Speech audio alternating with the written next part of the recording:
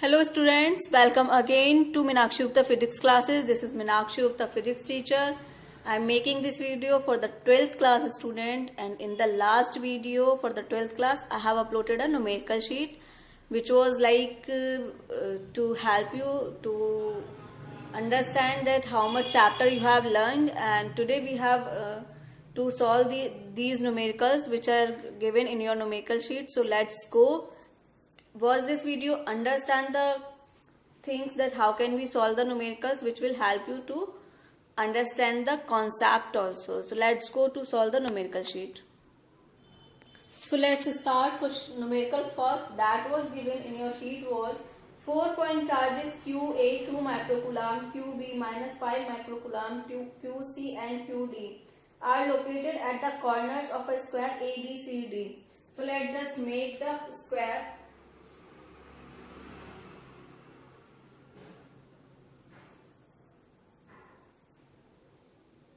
Which is A, B, C and D. The value was given to us QA, QB, QC and QD. The value of QA is 2 microcoulomb minus 5 microcoulomb. QC was also 2 microcoulomb and QD was minus 5 microcoulomb. So when we put the values of charges on that, so here we have the complete diagram of question first. It was given like एक square दिया है, उसमें A, B, C, D 4 values है, मतलब charges हैं which are put it, और एक बोला है कि एक सेंटर पे आपको 1 माइक्रोकूलम्ब का चार्ज पुट करना है और 10 सेंटीमीटर की हमें साइड दी हुई थी. हमें फोर्स निकालना था कि what is the force on a charge 1 microcoulomb placed at the centre of the square, ये निकालना है आपको. तो हाउ वी विल स्टार्ट, ये हमने क्या कहते हैं 1 माइक्रोकूलम्ब. अब हम फोर्स की डायरेक्शन लिखेंगे. तो जो ए की वजह से यहाँ फोर्स लग रहा होगा वो इस डायरेक्शन में होगा प्लस प्लस, तो ये हो गया एफ ए. इसकी वजह से जो लग रहा होगा वो हो जाएगा एफ सी. ठीक है. सिमिलरली 1 माइक्रोकूलम्ब के लिए जो इधर लग रहा होगा वो हो जाएगा आपका एफ डी, क्योंकि माइनस अपनी तरफ ही लगता है, अवे नहीं जाता, और इसमें इधर लगा होगा एफ बी. तो टोटल जो चार्ज हो जाएगा सेंटर ओ पे वेक्टर एफ लगा लो डायरेक्शन की वजह से, वो हो जाएगा F A plus vector F B plus vector F C plus vector F D. Fine. ये तो आपके टोटल. अब हम F A F B F C F D निकालोगे तो जस्ट सी वन थिंग कि यहाँ पे जो वैल्यूज हैं वो सेम है. यहाँ पे 2 माइक्रोकूलम्ब है, यहाँ 2 माइक्रोकूलम्ब है, यहाँ -5 है, वहां -5 है. डिस्टेंस आप जो लोगे वो बराबर हो जाएंगे और 1 माइक्रोकूलम्ब भी सेम है. तो जो फोर्सेज होंगे बराबर होंगे, बस डायरेक्शन अलग है. तो एफ ए बराबर माइनस एफ सी. यहाँ आपको कोई जरूरत नहीं कि आप वैल्यू पुट करके पूरा सॉल्व करोगे, डायरेक्ट सॉल्व कर सकते हो जब आपको पता है कि वैल्यूज कैसी है, सेम. अगर आप पे यहाँ पे वैल्यूज चेंज होती तब आप इसको सॉल्व करते हैं. और हमें पता है कि वेक्टर जो एफ बी है वो है minus vector F D. Direction अब बदली हुई है, बस अपोजिट डायरेक्शन में एक दूसरे के. तो अगर ये वैल्यू आप यहाँ पुट करोगे तो वेक्टर एफ बराबर क्या आ जाएगा, वेक्टर माइनस का एफ सी, एफ ए की जगह एफ बी की जगह minus vector F D plus vector F C plus vector F D. सब कैंसिल करके जो आपका वेक्टर बचेगा वो क्या आएगा, 0 आ जाएगा. ये फोर्स जो आ गया वो आपका सेंटर पर कैसा है, 0. तो आप यहाँ से डायरेक्ट भी इसको लर्न कर सकते हो. It's not that tough. ये हमारा फर्स्ट क्वेश्चन सॉल्व हो गया. Now we will go on the second. Check the ratio करके जो क्वेश्चन दिया है उस पर चलते हैं. तो इन द सेकंड न्यूमेरिकल एक ये रेशियो दिया था, इसमें पूछा था ये बताना है check that the ratio 1/4 pi epsilon not E square upon G M E M P जो है वो डायमेंशनलेस है. तो वो आप डायमेंशन के फॉर्मूले से सॉल्व करके भी देख सकते हो, और अभी हम सॉल्व करेंगे तो निकल आएगा. और फिर फाइंड द रेशियो, वैल्यू पूछी है इसकी और क्या सिग्निफाई करता है ये पूछा है, प्लस हमें वैल्यूज दी गई थी. तो अब यहाँ पर दो चीजें दिख रही हैं, ई स्क्वायर और G M E M P. तो हमें पता है पहले अगर इलेक्ट्रोस्टैटिक फोर्स देखोगे तो वो होता है 1/4 पाई एप्सिलॉन नॉट, दो इलेक्ट्रॉन के बीच का, तो ई स्क्वायर अपॉन आर स्क्वायर। ठीक है। सिमिलरली अगर आप अब जी दिख रहा है तो ग्रेविटेशनल फोर्स लिख लो, तो वो हो जाएगा एफ जी बराबर G M E M P upon R square. Mass दिए हुए हैं, यहाँ पे ये चार्ज दिया हुआ है, ये डिफरेंस हो गया। अगर आप इन दोनों का रेशियो निकालोगे एफ ई अपॉन एफ जी करके, तो आपको ऊपर वाला रेशियो मिलेगा, ये वाला रेशियो आ जाएगा। आर स्क्वायर से आर स्क्वायर कैंसिल हो जाएगा, क्या बचेगा 1 अपॉन 4 पाई एप्सिलॉन नॉट। ये वाली जो वैल्यू है ई स्क्वायर ऊपर आ जाएगा, आर स्क्वायर से आर तो कैंसिल होगा, नीचे आ जाएगा G M E M P. तो F E upon F G, ये बात तो क्लियर होगी कि डायमेंशन लेस है, क्योंकि दोनों फोर्स कैसे हैं बराबर और दोनों रेशियो में है, तो डायमेंशन लेस। ये तो यहाँ आपने प्रूव कर दिया। अब हमें इसकी वैल्यू और पुट करनी है। इसमें आपको सारी वैल्यूज दी गई थी, तो जब आप इन दोनों की वैल्यूज सब सारी वैल्यूज पुट करोगे 1/4 पाई एप्सिलॉन नॉट की 9 × 10⁻⁹ सब सॉल्व करोगे तो जो रेशियो आता है कुछ इस तरह से आता है 2.3 × 10⁹ और डायमेंशन लेस तो है ही, यूनिट नहीं है इसलिए 39 आता है। वही मेरे को इतनी स्मॉल कैसे आ गई, पावर 39। ठीक है, ये वैल्यू आती है एफ जी और एफ ई के रेशियो में। और यहाँ पे ये हमें सिग्निफाइज करता है कि इलेक्ट्रिक जो फोर्सेस होते हैं वो इनॉर्मसली स्ट्रॉन्गर होते हैं देन ग्रेविटेशनल फोर्स। जो एफ ई होगा वो क्या हो जाएगा 2.3 × 10⁻39। एफ ई बराबर 2.3 × 10⁻39 टाइम्स हो जाएगा एफ जी के ग्रेविटेशनल फोर्स के। ये भी लाइन में लेना, कभी कभी ऑब्जेक्टिव में आ जाता है टॉपिक। ठीक है, इस तरह से आप इस क्वेश्चन को सॉल्व कर सकते हो और ये आप दोनों का रेशियो से कंपेयर भी कर सकते हो कि कौन सा फोर्स कैसा होता है। Let's go on the third numerical. तो न्यूमेरिकल थर्ड दिया था हमारा two large thin metal plates are parallel and close to each other on their inner faces. The plates are have surface charge densities of opposite signs and magnitude भी दिया है उसमें। what is E तीन condition में पूछा था, inner reason, outer reason और mid between. तो पहले डायग्राम बना लेते हैं प्लेट्स के साथ, फिर हम डिस्कस करेंगे। एक डेरिवेशन कराया प्लेट्स वाला, वहां से भी समझ सकते हैं। तो this is the diagram, plate 1 plate 2 जिनमें अपोजिट चार्जेस हैं। तो हम पहले निकालेंगे first point, that is a point P in the outer region of plate 1 की ही बात कर रहे हैं। in the outer region of the first plate, तो हमने माना उसको point P है, इससे बाहर की तरफ बात कर रहे हैं। तो देखो फर्स्ट P पे क्या होगा, दो इलेक्ट्रिक फील्ड होंगे, एक इसकी वजह से एक इसकी वजह से। तो जो E1 मान लीजिए आप, E1 हमें पता है प्लेट के लिए जो इलेक्ट्रिक फील्ड की वैल्यू होती है वो होती है σ/2 एप्सिलॉन नॉट। कोई भी शीट या प्लेट होती है उसके लिए जो इलेक्ट्रिक फील्ड की वैल्यू होती है वो P E1 बराबर σ/2 एप्सिलॉन नॉट होता है। जो E1 होगा वो अवे फ्रॉम द शीट होगा, that will be away from the sheet. Plus का है इसलिए दैट विल बी E1, क्योंकि इलेक्ट्रिक फील्ड प्लस से अवे जाता है और नेगेटिव की तरफ जाता है, तो ये हो जाएगा E2। तो E2 बराबर भी क्या हो जाएगा आपका σ/2 एप्सिलॉन नॉट।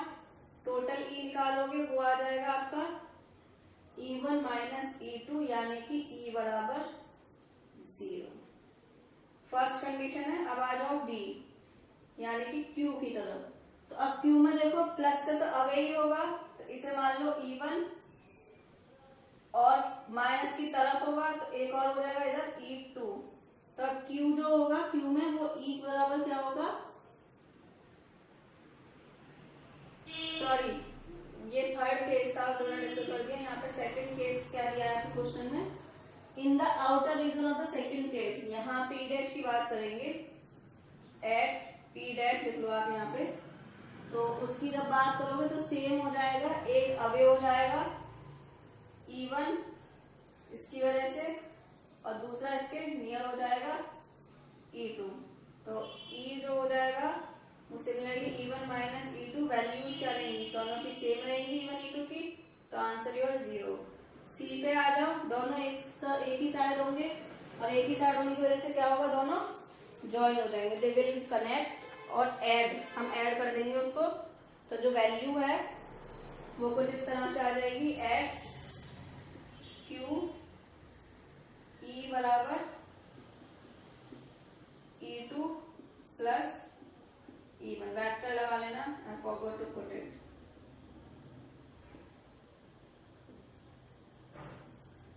ये तो मैग्नीट्यूड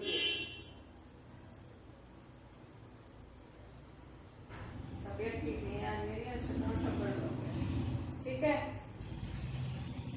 तो यहाँ वेक्टर E बराबर आ जाएगा, मैग्नीट्यूड अगर रखोगे तो सिर्फ E बराबर sigma upon 2 epsilon not plus sigma upon 2 epsilon not, क्या हो जाएगा बराबर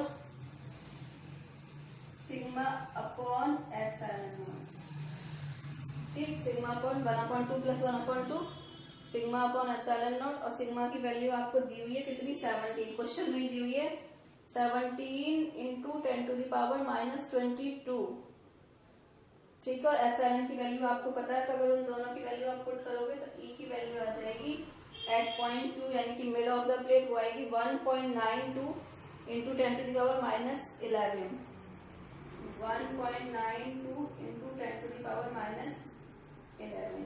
यहाँ से मैंने क्या कहते हैं वैल्यू पुट करके निकाला है, डायरेक्ट नहीं, डायरेक्ट मतलब लिख दिया है, लेकिन आप सॉल्व करके निकाल सकते हो। आप इतने बड़े बच्चे तो हैं, 12th क्लास के बच्चे हैं, आप खुद से सॉल्व करके वैल्यू पुट करके सॉल्व कर सकते हैं, ठीक है। नेक्स्ट करेंगे वो है एन ऑयल ड्रॉप हैविंग, इसे मैं रफ कर दूं तब तक।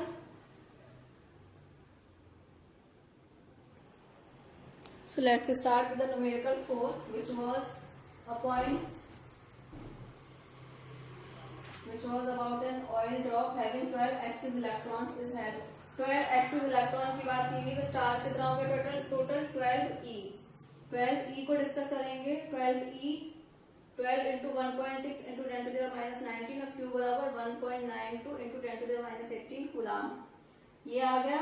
और हमें दिया है electric field, the density of the oil is 1.26 gram, estimate the radius of the drop, मतलब आर हमें निकालना है और डेंसिटी दी है। तो हमें पता है the mass of the drop क्या हो गया, एम बराबर ये हो गया आपका वॉल्यूम इंटू डेंसिटी, मास बराबर volume into density, 4/3 pi R cube हो गया आपका वॉल्यूम, और रो हो गई आपकी डेंसिटी। इलेक्ट्रिक फील्ड हमें दिया हुआ है, हमें निकालना है आर। तो हमें पता है एक और चीज की डायग्राम से देख लो कि ये आपका इलेक्ट्रिक फील्ड होगा डाउनवर्ड्स, मान लीजिए इसको नीचे की तरफ एम जी लग रहा होगा, उतना ही फोर्स क्यू ई लग रहा होगा जो इसको रोक कर रखा होगा।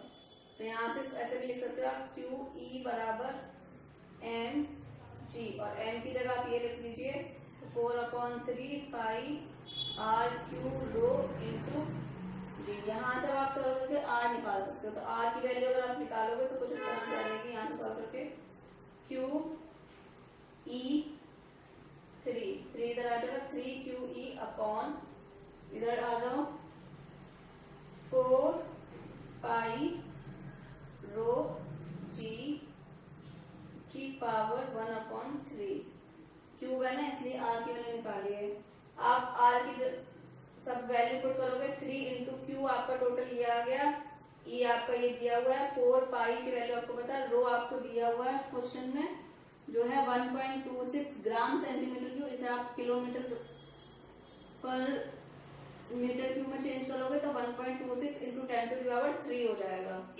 और आप क्या कहते हैं जी की वैल्यू 9.8 पुट करोगे तो आपका आंसर जाएगा, वो आएगा 9.81 इंटू 10⁻⁻4 मिलीमीटर। देखो कैलकुलेशन नहीं कर रही हूँ मैं किसी भी क्वेश्चन की, क्योंकि वो तो आप कर लोगे, अप्रॉक्स आंसर निकाला होगा आपका आंसर नहीं, बस आपको फॉर्मेट पता होना चाहिए क्वेश्चन सॉल्व कैसे करना है। लास्ट 2 क्वेश्चन है वो डिस्कस कर लेते हैं। So here we have the question 5, a cube of side B दे रखा है, एक क्यूब है जिसकी साइड B है, जिसके वर्टिसेस पे क्या कहते हैं आपके चार्जेस हैं।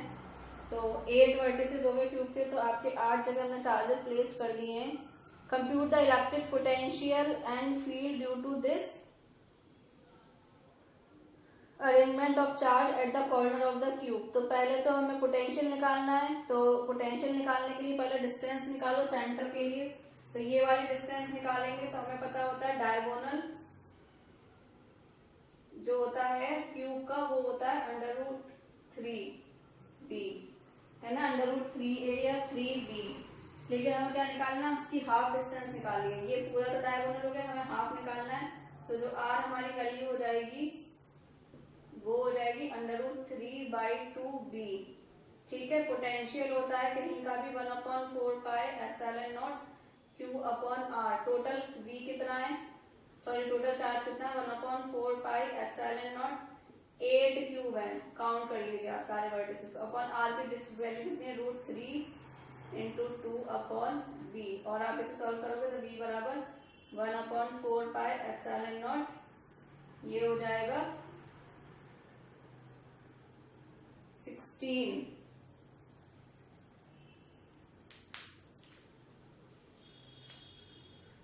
आप इससे भी कैंसिल कर सकते हो 2 टाइम्स और 2 से 4 टाइम्स, तो ये रह जाएगा 1/√3πε0b और ऊपर आ जाएगा 4q।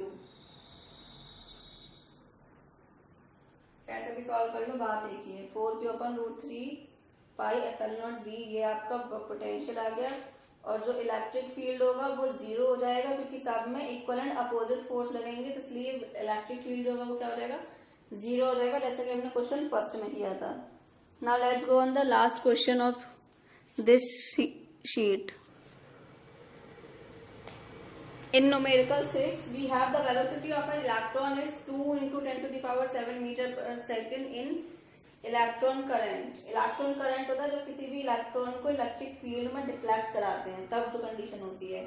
The electron is deflected by 3.4 millimetre is moving 10 centimetre perpendicular to the electrostatic field of, field दिया है E बराबर, calculate the specific charge E/m निकालना है ऑफ द इलेक्ट्रॉन। तो हम मान लेंगे कि जो इलेक्ट्रॉन है वो मूव कर रहा है एक्स एक्सिस में, और जो इलेक्ट्रिक फील्ड है वो बाई एक्सिस में है, in the direction of by axis. कुछ इस तरह से डायग्राम बनता है, जिन बच्चों ने पढ़ा है उनको याद होगा। ये तो आप एक्स एक्सिस ले लो और हमारा इस तरह से बाई एक्सिस में इलेक्ट्रिक फील्ड होता है। ये यूनिफॉर्म इलेक्ट्रिक फील्ड हो गया, ई बाई एक्सिस है। तो अगर हमने इलेक्ट्रॉन को एंटर कराया तो वो कुछ इस तरह से मूव करेगा, डिफ्लेक्ट होगा। तो यहाँ पे हम लेकर चलते हैं इक्वेशन, अगर आप लेके चलोगे तो बाई बराबर ut + ½ gt² ut + ½ at² हो जाता है। तो इनिशियली मान लीजिए ये रेस्ट पे था, तो बाई बराबर क्या बचेगा 1/2 at²। डिस्प्लेसमेंट बराबर जो डिस्प्लेसमेंट मोशन की इक्वेशन होती है ना वो हमने यहाँ पे लगाई है। और हम a बराबर क्या लिख सकते हैं, f बराबर m a, तो a बराबर f/m। ठीक है, इक्वेशन का ही खेल है। और f की जगह आप क्या लिख सकते हो, f की जगह लिख सकते हो आप QE होता है, तो E/m ये आ गया। और आ जाओ t, और t जो होता है मतलब v बराबर हो गया लेंथ मान लीजिए l कवर की, तो L/t। तो यहां से t बराबर हो जाएगा L/v। ये वैल्यू पुट कर दो इक्वेशन फर्स्ट, यानी कि बाई बराबर तुम पुट करोगे तो बाई बराबर जो इक्वेशन बनेगी वो कुछ इस तरह से बनेगी, डायरेक्ट भी निकल होती है 1/2 E/m L/v का स्क्वायर, t² है इसलिए। ठीक है, यहाँ से E/m एक तरफ कर दो, तो E/m को आप एक तरफ ले गए, ये आ गया E/m। इक्वेशन रिवर्स हो जाएगी, ये आ जाएगी 2/e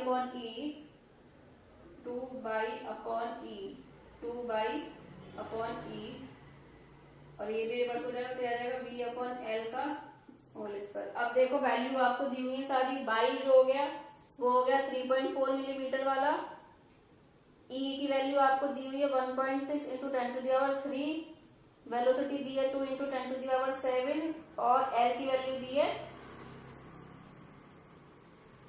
10 सेंटीमीटर यानी कि 0.1। तो जब ये सारी वैल्यू पुट करोगे तो E/m की वैल्यू जो आएगी, यहाँ से वैल्यू पुट करोगे आप सारी जो आपकी न्यूमेरिकल शीट में दी हुई है वो वैल्यू यहाँ पुट करोगे, तो E/m की वैल्यू आ जाएगी 1.7 × 10⁻11 कूलाम पर केजी, गुलाम पर केजी। ठीक है, ये आपका क्वेश्चन इस तरह से सॉल्व हो जाएगा। ये कॉन्सेप्ट समझ लेना, नहीं समझ आया तो मुझे सब पूछ लेना, मैं आपको समझा दूंगी दोबारा। कोई भी डाउट हो तो प्लीज कमेंट और message me at Insta. Please like, share and subscribe my channel and like the video if you really love it. Thank you so much.